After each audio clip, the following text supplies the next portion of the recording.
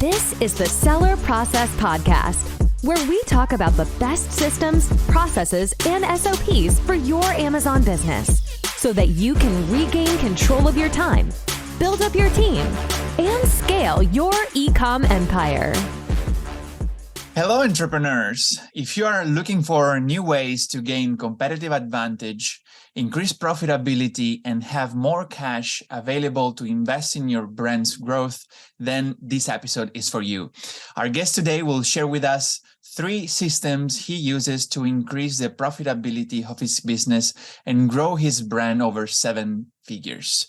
I'm joined today by Adrian Meakin, the Amazon geek at Sales Geek, the award-winning UK-based training organization with clients all over the world. Adrian teaches companies how to sell on Amazon properly, from the very basics: company setup, opening an account, product research, keyword research, listing optimization, right through to advanced PPC strategies and global expansion. Adrian's clients fall into 3 categories: companies already selling on Amazon, but who don't know what they don't know and are often doing it all wrong; and companies that make products and want to sell them on Amazon but don't know where to start; and companies or people who just want to sell something on Amazon and need a coach. All right, so welcome, Adrian. How are you doing? I'm very well. Thanks for having me, Gianmarco. It's great to be here. Awesome. So, when we spoke last time, you told me about your 3 hacks, or like 3 systems that you were using to increase the bottom line in your business. And I was curious about that because especially one of them, it was really new to me. So it was kind of eye-opening, and you know that it was a good surprise for me. The other 2, I knew about it, but actually I'm not even using it myself. So, I mean, I would say these are kind of advanced techniques or hacks that I think the audience will benefit learning from. So let's get started. So what are these 3 hacks? Actually, let me give a little hint, and then we can go one by one. So the first hack is going to be related to VAT and taxes. The second hack is going to be related to logistics and transportation. The third hack to accounting. To accounting mostly. All right, so Adrian, why don't you start with telling us about the first hack, and then we'll move on from there. Okay.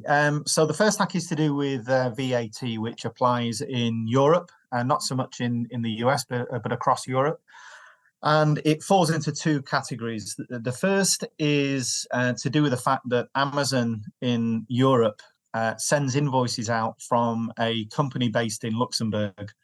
And these invoices are for things like monthly seller account fees, the 15% commissions, FBA fees, and storage fees. And all of these invoices come from Luxembourg. And under Amazon's own conditions, terms and conditions, if you are a business, then they should not be charging you VAT, but they do. Now, if you are VAT registered, it doesn't really matter, because they charge you VAT when they shouldn't be doing, but you just claim it back, so you know worse off. But if you are not VAT registered, or if you start off an Amazon business and you're not VAT registered, but you grow it and you become VAT registered later on, then for the period of time that you are not registered for VAT, you're being charged an extra 20% on all of your invoices that you shouldn't be charged. And you can claim that back, and there's going to be a document attached to this that shows you how to do that. And there's a path through Seller Central that is dedicated to this. And I've had clients claim back. I think my record is £17,000 for a relatively small business. So that's the first part of it. The second part of it is to do with advertising on Amazon, the pay-per-click. And some confusion arises when people enter their VAT number into Seller Central, because what companies often think is that as soon as they put that VAT number into their account, all of their future invoices have 0 VAT on them. It's called reverse charging. So Amazon knows that you're VAT registered, they've got your number, they're VAT registered. So rather than charge you VAT, which you then claim back and they have to pay it back, they just don't charge it, and it's perfectly legal. And most companies think that when they put their VAT number into their account, all of the invoices are zero rated. What actually happens is all of the invoices from Luxembourg are zero rated, but the advertising invoices always are issued by a separate entity. So in the UK, it is Amazon Advertising UK Limited. In Germany, it is a different company. In Spain, it's a different company. And these invoices continue to have VAT added onto them. And if you don't realize that's what's happening, if you think that all the invoices are zero rated, then you're paying out on your advertising each month, and that money can be reclaimed. Can't be reclaimed from Amazon. It's got to go onto your VAT return. But again, I've had people, claim big 5 figures back that they didn't even know they were entitled to. So that's the first hack. It can add up to a great deal of money. Wow, yeah, that's very interesting because many people might can claim a lot of money and they don't know about that. So it could be a good surprise for them if they find out that they are owning a lot of money. So how they can discover that? Where should they go to find that out? So for the first part, if they go into their tax document library, so if you go to Amazon Seller Central and then reports and then tax document library, in there is all of the invoices that Amazon has issued you. And if you go right to the very bottom, the very first invoice they will have issued you is your monthly fees, your £25 or whatever it is, plus VAT. And then you can see all of those VAT invoices. And you can add it up. Amazon will actually do it for you. If you've been not VAT registered and you're due this extra 20% back for the period that you weren't VAT registered, you can work it all out by downloading all your invoices and adding it all up. Amazon will do that for you. And you can actually go to Seller Central, get help, skip everything, click on My Issue is Not Listed, go to VAT and tax, and there's a dedicated section through Seller Central for this, and we'll put this as an addition. There's also a particular paragraph that you can quote from Amazon's own terms and conditions, and you've got to prove to them that you are a business. You're not just a private seller. You've got to show them that something official that says you're in business, like a certificate of incorporation, something along those lines. What they very often do, by the way, is they will say, "Oh, we don't know what you're talking about." They'll try and play ignorant. But if you just give them a prod or two, it took me 3 goes before they went, "Oh, go on then, we'll give you your money back." So as usual, Amazon can sometimes play a little bit hardball.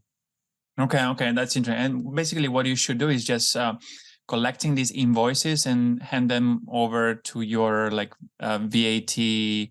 Management company, agency, how do you call it? So the ones that was taking care of that, right? So that's the second part. That's if you are spending money on PPC advertising. So in that case, then go into the tax document library, find all of the invoices that say product ads invoice on them for the marketplace that you want. You can download them from your tax document library, and then you just need to make sure that whoever's doing your bookkeeping or your accounts is claiming that VAT back, and that they're not just thinking that it's zero rated. Okay, got it. So basically, in the first case is gonna be about opening a seller support case, right? And the second one is gonna be like claiming back the VAT that Amazon charged you. Exactly. Correct. Okay. Very interesting. Yeah. So guys, remember that Amazon may owe you a lot of money if you have been selling maybe recently started selling in Europe or in the UK. So check that out because it could be a good surprise. All right. So then let's go to the hack number 2, the one about logistics. What is that about? Okay. So I've been importing from China for nearly 20 years. For most of that time, I've been using freight forwarders. And as we know, particularly during the pandemic, that can get very, very expensive. And it was actually the pandemic that prompted me to look into AGL, Amazon Global Logistics. So this is something that you set up within your Seller Central account. There's a few documents that you need to provide, importer of record, and a few other bits and pieces. But once it's set up and you're approved by AGL, then when you set up a shipment from, say, China into Europe, you do it within your Seller Central account, just in the same way as you send inventory into the fulfillment centers. If you select an address in China, for example, where your factory is, it will have a little extra box saying, I want to use AGL. You set it up in exactly the same way. Amazon will even go to the factory in China and collect it for you, or you can get your factory to drop it off at a freight station. And it's all managed within Seller Central. You can track it. And I have found that it is much, much cheaper than using a freight forwarder. How cheaper? Do you have some numbers to share?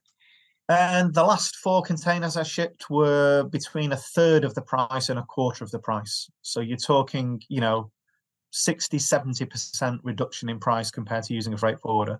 Now, I'm on various Facebook groups, and you tend to find freight forwarders on those Facebook groups, and they tend to talk down AGL and say how terrible it is and how slow and expensive, and they'll lose your stuff. I've been using AGL now for over 2 years. They are faster than using any freight forwarder that I've used. It's very, very speedy through customs. It goes straight into the fulfillment center, and it is much, much cheaper. So I've only got the good things to say about them.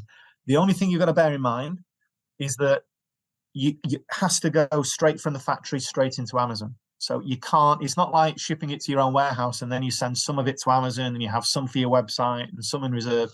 All of the inventory goes into the fulfillment centers. So that means you've got to get your numbers right. If you get it too small, you run out. If you get it too big, you have too much inventory in Amazon and you get charged storage fees. However, there is an extra thing that is happening in America at the moment that'll be coming to Europe soon, called Amazon. I think it's called Amazon Warehousing and Distribution, AWD, I think. And this is a 3PL warehousing that sits in between China and the fulfillment centers. So you can get AGL to ship it into the Amazon 3PL warehouse, and then that will then drip feed into the fulfillment centers. So that kind of solves the only weakness to AGL. I love it. It saved me an absolute fortune. That's great. And you actually pointed out something like that. It's very interesting, because I've seen also many times in Facebook groups, Amazon Facebook groups, that a lot of freight forwarders, so people with Chinese names, obviously, they talk down this service. But it's really great to know that you have good experience, because I think it's something that kind of scares some people. Even in the beginning, I was scared about trying AGL also myself, because I was thinking, what if they're screwing up things and products get lost? But actually, you're saying that it's working really well for you. So that's really good to know. Are you using it for where to send products? Where does it work for global shipments, or just to some countries? It works everywhere. It only works from China and Vietnam at the moment, as I understand it. So you can't ship from, say, the UK to Germany, UK to America, or America to UK. So it has to be. AGL is Far Eastern based, and I use it personally to ship both into the UK and into Europe separately, and it's been brilliant. It sometimes has the occasional glitch. So I've had a situation where, in the middle of a booking, at a point where you had to upload compliance documents, even after uploading them, it froze. And I was waiting for it to refresh and waited a few days. And in the end, I just cancelled it and started again. And that time it worked. So I've seen the occasional little glitch, but nothing that would put me off. And certainly the whole speed of it, from placing the booking to it arriving in Amazon, especially when it hits the destination port, it's lightning fast. I mean, they're clearing. I mean, even just before Christmas, I had a shipment land in the UK in about the first week in December, and it flew through customs and was on sale within about 4 or 5 days. It was really impressive. So I've got nothing bad to say about AGL at all. Interesting. So what about in days? What's in days, like the lead time from when the AGL warehouse in China receives the goods and to when it's checked in FBA in the UK or in the US?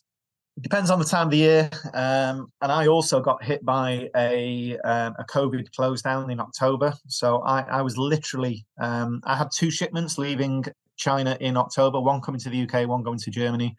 The German one left on time, and then they shut just as on the day that my UK shipment was due to leave, they had a COVID outbreak. And at the time, China was just shutting down everything. So they shut it down for 3 weeks, which meant mine arrived a little bit later. But if you put all those kind of weird things aside, if I put an order in today and my goods are ready, then within about a week, my factory will drop it off at the freight station. The ship booking is normally within about a week or 10 days of that. It's about 4 weeks from China to the UK. When it hits the UK, it's about a week from the destination port until it's live on Amazon. So it's really, really fast. That's good. That's good. And do you have to do anything in terms of custom clearance, or it's Amazon taking care of that? No, you do all of the document uploads when you place the order on Amazon. So you do it through Seller Central. It will ask you for your customs code, your HSL code. It will ask you for, I'm just trying to think what else it asks you for. It automatically generates the commercial invoice, the bill of lading. Those go into Seller Central, so you can then download those later for your own records. It's all managed within Seller Central. It's really, really efficient. That's great. That's great. And I'm curious to know, do you know if there is any limitations in terms of who can participate in this program, or if there are limitations in terms of products? Maybe some products can go through this program and some others not. Do you know about that? I don't think so. No, I mean, obviously, if you because it's going straight into the fulfillment center for FBA, if you've got products that aren't eligible for FBA, so corrosive liquids, explosives, whatever the things are that aren't eligible for storing in fulfillment centers, then you won't be able to use AGL because it's not coming to you, it's going straight into Amazon. Other than that, I don't think there are any limitations on size of business or age of business. I don't know anybody that's applied for it and been turned down. And during the pandemic, it took months to get approved, but now it's a matter of days. So I would strongly recommend it anyway. That's good. That's good. And what's the shipping method? It's always by boat. They have airplanes. What is that? They can do boat, fast boat. So regular shipping by sea freight or expedited shipping by sea freight, and the same by air freight, regular air freight or expedited. What I have found is that whilst the shipping by sea is much, much cheaper than any other method, I did set up I ran very low on some stock about 2 weeks ago, and I set it up as about 60 kilograms coming in by air from China to the UK. And I went down the AGL route, and it was very expensive. I went down the partnered air freight carrier route with Jufang, I think it's called, and that was about half the price of AGL. So AGL isn't, as far as I'm concerned, I would use it for sea freight, but it was much cheaper to use Amazon's partnered carrier than it was to use AGL for air freight. Okay, no, very interesting. I might have, maybe a hack inside the hack, I just want to share with you. I don't know if you have also had the same experience. You operate with a UK-based company, is right? Yeah. Okay, cool. So I have my business right now with a Hong Kong company, and basically I think because it's from Hong Kong, I receive emails in Chinese from AGL managers, and in those emails, basically they also post their QR code for WeChat. So basically, I'm able to add these managers through my WeChat, and it's like super convenient to speak directly with the managers through WeChat about AGL, because they can give you more information. It's just helpful to have them in a chat. Is that something that happens also with UK-based companies? To be honest, I don't use WeChat myself, and I know how hard it can be to get in contact with the right people at Amazon. But the people at AGL are brilliant. You get automated emails from them about certain things, and they have their full name and the phone numbers and everything. And whenever I've had a problem, I've just sent an email to whoever I thought is the best person, and they come back within normally it's like 3 a.m. over here, but they're really, really reliable, and much more reliable than normal Seller Central people. Okay, that's it. So you can still directly contact by email the managers, right? Absolutely, yeah, really good. Okay, that's great. That's great. So then it's basically the same thing, but if you have also for Chinese companies or Hong Kong companies, they also provide the chat support, but it's kind of a plus, but in the end it's the same. But just to share that in case somebody has a Chinese company, or they know, or maybe they can benefit from this. Okay, so let's go. Oh, before we go ahead, guys, remember that in every episode we share some complementary materials, and in this case, Adrian recorded the SOPs, the video SOPs for these 3 hacks that we're sharing now. So, in case you want to learn more, you want to see like really step by step, click by click, where to go, how to do it.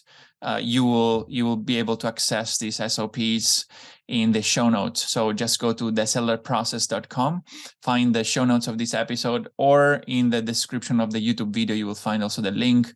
And so you will get these 3 videos to show you how to do these SOPs and hacks. Okay, so now it's time for the third and last one. What's that about? Okay, so this is more about kind of saving money that you can then invest in your business wherever you see fit. And it comes down to how you get your accounts information from Amazon into whatever accounts package that you're using. And I've had companies selling on Amazon for nearly 20 years now, and this has always been a major issue because, as we all know, Amazon, it gives you your money every 2 weeks and they just give you whatever's left over. And you then have to reverse engineer that to what your sales are and what your tax is and your seller fees and your FBA fees and storage and refunds and reimbursements and all this stuff. And it can be a nightmare because it also covers month end and quarter end and year end. And if you're selling in different countries that might have different VAT rates, it can be an absolute nightmare. And I had a full-time member of staff for years and years and years, paying her really good money to unpick all of this and get it into the accounts program. About 3 years ago, my accountant told me about A2X, which actually stands for Amazon to Zero. So originally it was for Zero, the accounts package. It now supports QuickBooks and others, I believe, but it also has a custom export. And the way it works is it integrates with your Amazon account. So it has an API setting that goes into your Amazon account. And when Amazon releases your 2-weekly settlement report, wherever that may be, I mean, it works right across the whole Amazon domain as far as I'm concerned.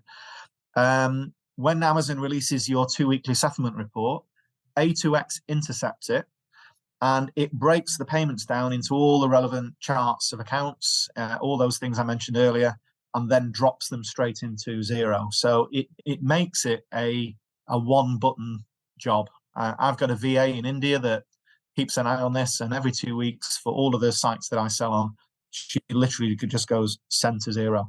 It drops into Zero as invoices and bills, and then you just approve them. It's really simple. So not a direct saving in the same way as the VAT is or the AGL, but if you don't have to pay somebody to do this, then that can add up to a lot of money that you can then invest in business. Yeah, for sure. Okay, so that's great. So I'm curious to know, like, is there like a big setup that you need to do first, before you are able to just do everything with one button click, or how does that work? The main thing is the tax setup. So when you connect your Amazon account, so basically there's 2 connections. So A2X sits in the middle. So you first got to connect it to your Amazon account, which you do in the normal way. And then you've got to connect it to your Zero account. Again, very simple process. And then when you go into your A2X homepage, it will show the connections are there. The next thing to do is the taxes settings. And this can be complicated. And you'll have various subheadings like shipping and sales and storage and refunds and advertising.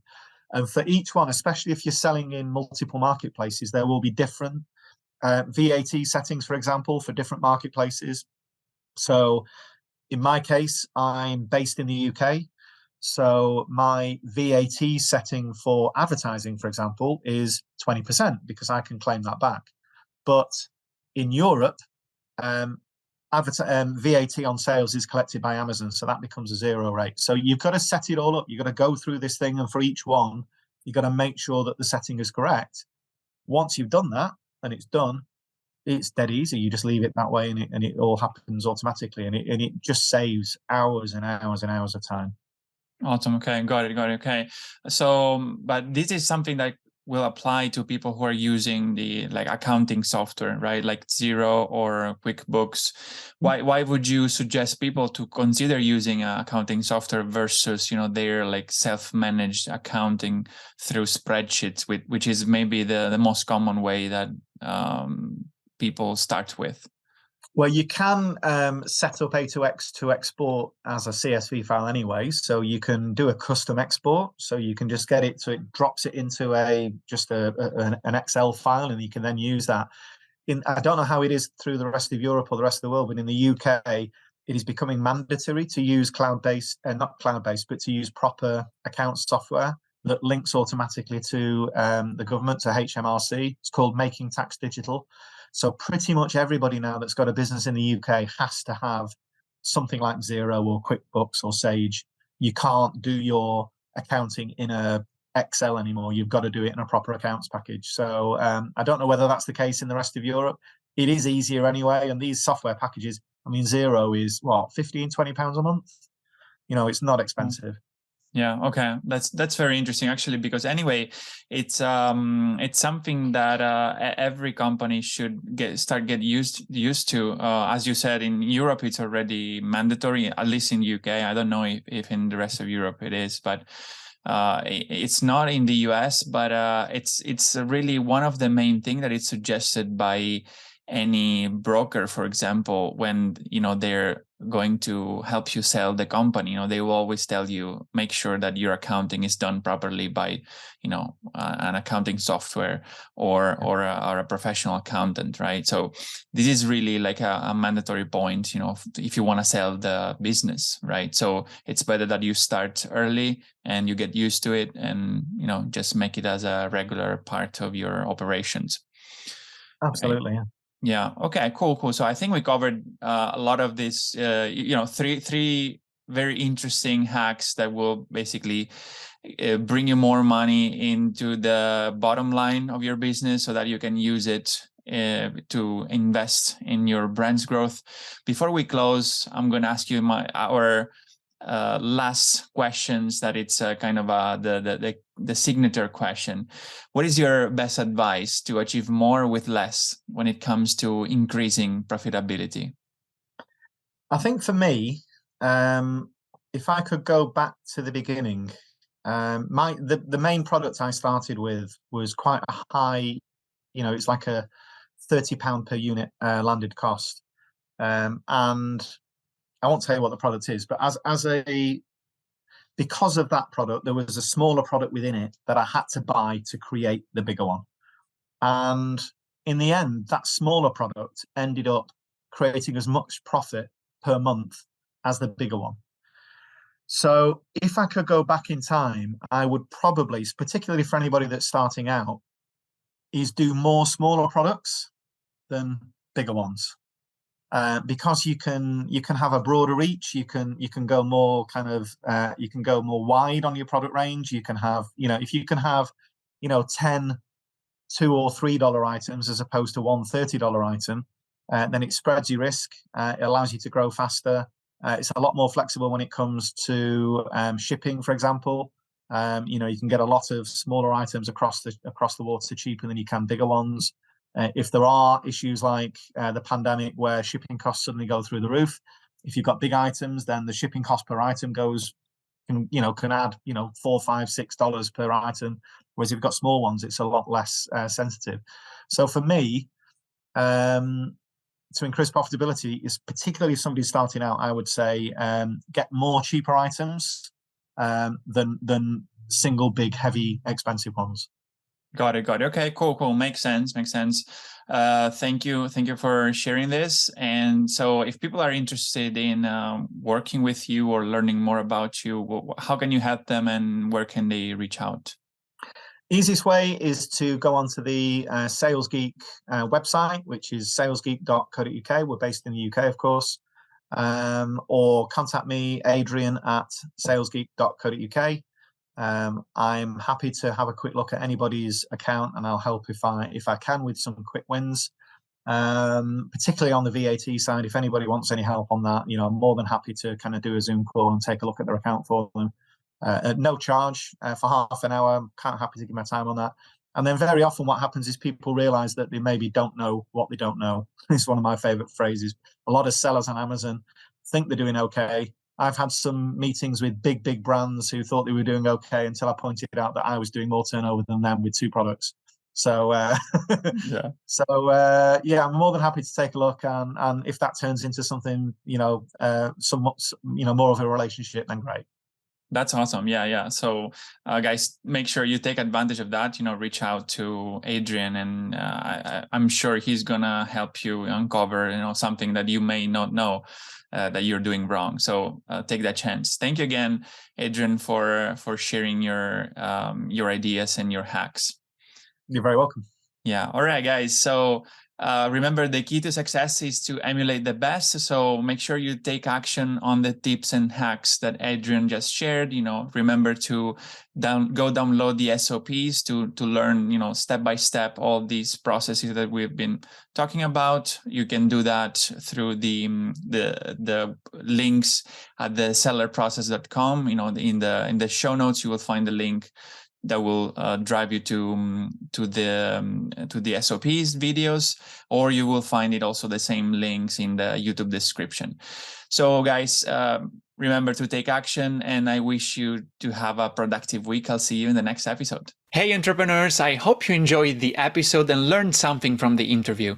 If you're serious about creating systems for your business, automating processes and building up your team, so that you can transfer the tedious daily tasks in order to focus on more high-level strategic tasks and work on your business and not in your business, I've created a guide for Amazon sellers named Capturing Systems and Creating SOPs that you can find at thesellerprocess.com/systems ebook, where you will learn how to leverage systems and SOPs in your Amazon business so that you can accomplish more by working less, optimize your time, automate and delegate tasks, and reap the benefits of being a true business owner and not simply an operator in your own business.